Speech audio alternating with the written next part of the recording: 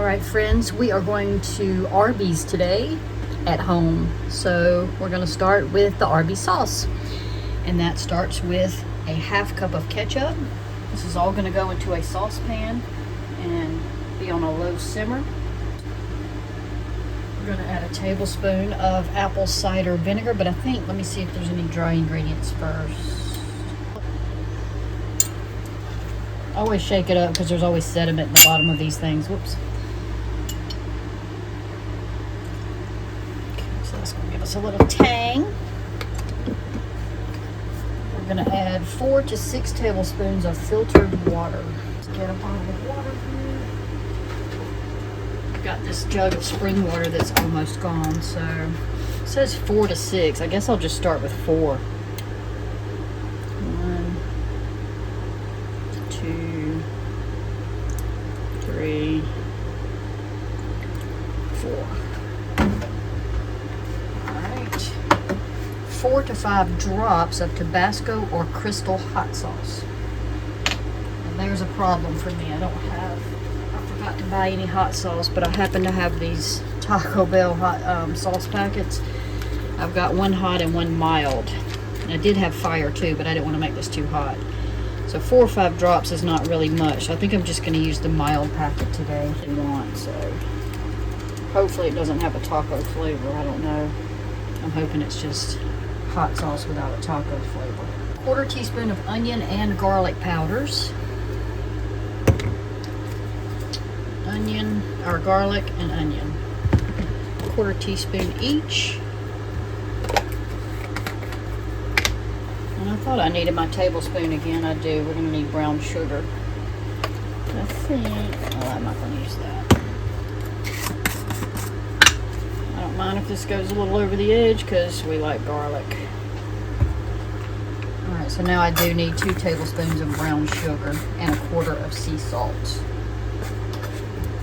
Which I'm just going to use my iodized salt here, but I'm actually not going to use too much because I know that the ketchup has salt. Their gnats are awful. 2 tablespoons of brown sugar.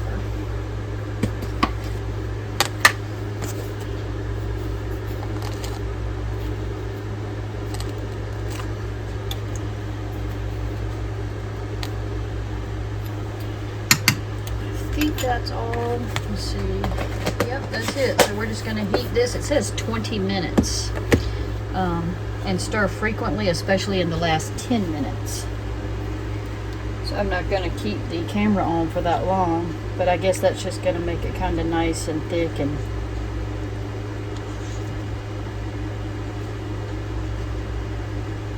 I'm going to turn it up a little more until it gets to simmering good, and then I'll turn it down. The sauce you'll have to allot a good 20 minutes for. So, alright, so we're just going to keep stirring that for 20 minutes, and it says especially in the last 10, so that it don't get too thick. Alright, we're probably at about 15 minutes here.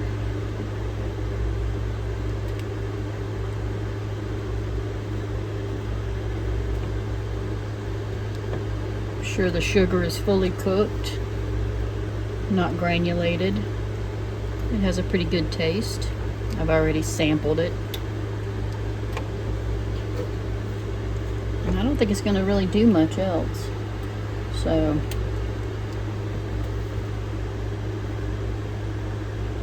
I'm going to call that done. Got this little jar I'm going to store it in. I couldn't find the squeeze bottle I wanted. So I'm just going to put mine in this little storage jar until we use it later. And that's it. There's our Arby sauce. I didn't want to put something hot in plastic. So I found this little, I think it's a mushroom jar. Alright. There's our sauce. Our own jar of Arby sauce. Alright, we're going to work on our Arby's sauce and meat. My zesty twirls are in the oven, so I can discard that. I thought the sauce was a can of like the Frito-Lay cheese dip that you get, but from what I'm seeing, that's really not the case, so I'm going to make the sauce. My other issue is, for the second time, I have tried to get onion rolls on my pickup order, and they substituted sweet Hawaiian rolls today, which are fine, but there's no onion on it, so it'll just be plain buns. All right. So the cheese sauce is quite simple.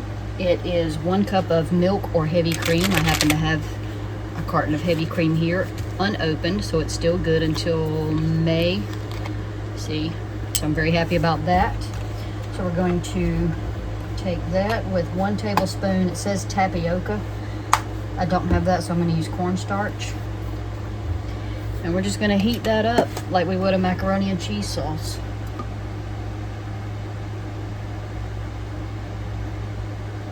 Probably going to make much more than what I need, but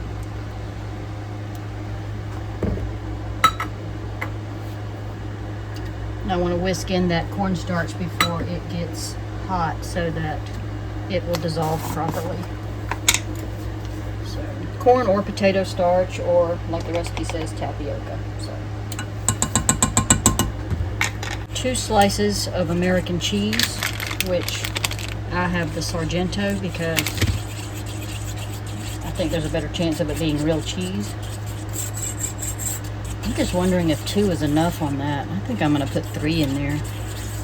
We want it to taste like cheese, right? And for my meat, I'm just using roast beef sandwich meat.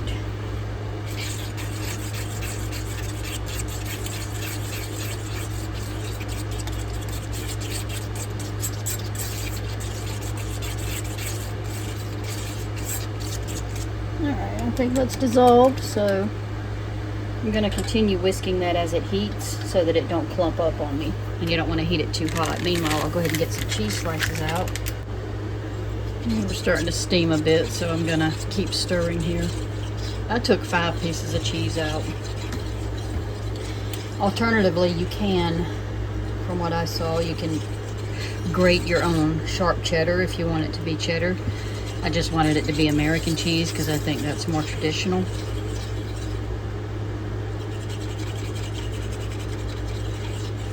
Looking to see. All right. Yeah, if you do the shredded sharp cheddar, they want 1.5 cups. That's quite a bit of cheese, so I'm putting 5 slices in here. It says for a smoother texture, some will use Velveeta. I'm not a fan of Velveeta, so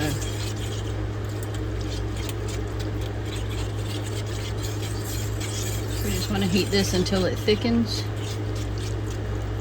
which can be a little bit lengthy. My fries around because my tray is, as usual, overcrowded.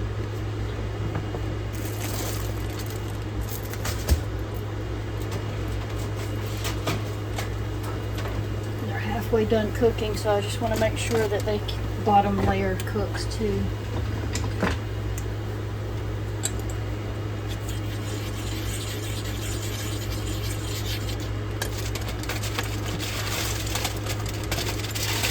I was actually going to make these homemade, but I don't have a gadget to make thick enough twirls. Mine makes them, oh, that looks rotten. Let's get that one out of there. Mine makes really thin, just little shredded pieces that were not very good. And this is like the 3rd time I've had some rotten potatoes in a bag from Ore-Ida. I guess that's okay. This one, that end can just be cut off. Really need some better quality control. I mean, look at that. It's awful. When the machine cuts everything, they miss a lot of important stuff.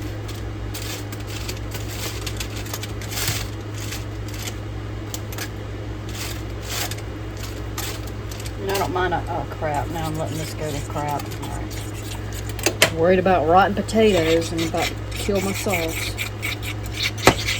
I wasn't expecting to have to pick out rotten potatoes.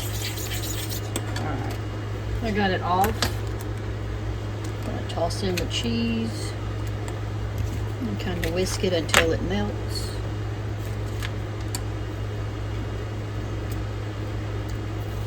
these back in the oven at the same time.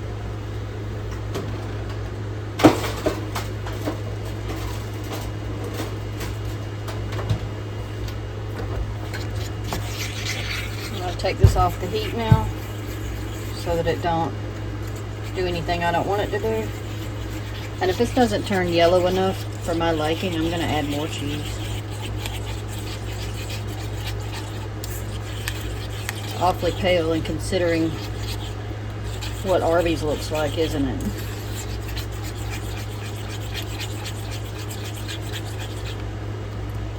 I'm going to let that sit there and keep melting a bit, and I think I'm going to pull some more cheese out. I add 2 more, so that gives me a total of, what, 7? Still going to be better than the canned cheese. I really don't like the canned cheese, but I was going to use it anyway.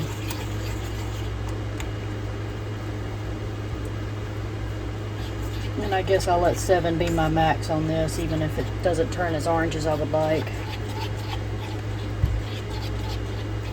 Maybe I should set it back over here on this pot so that those two can melt. Anyway, see this? Rotten potatoes. It's terrible. I am going to heat the meat. Since I have my other little oven on, I'm just going to set it on a small sheet pan and heat it up that way. Just for any listeria risk and just to have it nice and warm. So many recalls all the time on things like sandwich meat and stuff. When in doubt, it's best to heat it up. And once this is open, I'm just going to cook a lot of it because we probably won't eat much more of it. I'm glad that it's not real fatty though. A lot of times when you buy roast beef like this, it's got a lot of fat to it. But this looks decent. It's pretty good. My only beef with this is that it has caramel color added. I mean, the beef is brown. Why do you need caramel color added? It's so stupid. Just anything to throw more preservatives and chemicals into us, right? Alright, so I will put one more over here just because we can. Alright, so we'll go with that. When those fries come out. Alright, and I guess that's going to be it except for assembly, so we'll give it a few more minutes. Alright, my husband's breathing down my neck, so let me hurry up and make his sandwich. I am, I'm ready to eat. I got a bun. I've got some meat on it. Meat. Can't go wrong with meat. Cheese. Meat. You want lots of cheese? I just want lots of meat. Okay, lots of meat. This is going to be an in-your-face sandwich. Is it? And sauce. Alright, that's it. That's it. Except for the fries. There's your beef and cheddar. There you go. That's a good one, yeah.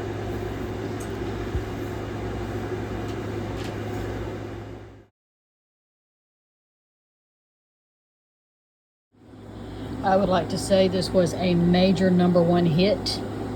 The sauce is just about gone, but however, putting those 7 slices in there, it's now like a congealed mess. But that's okay, because I ended up pulling the meat out. We ate the entire pack of meat. That's how many fries are left. That's how much very little of sauce is left. And we only have 1 bun left. So, big hit. My husband says that's his next birthday dinner. So, just wanted to say thumbs up. Good success here.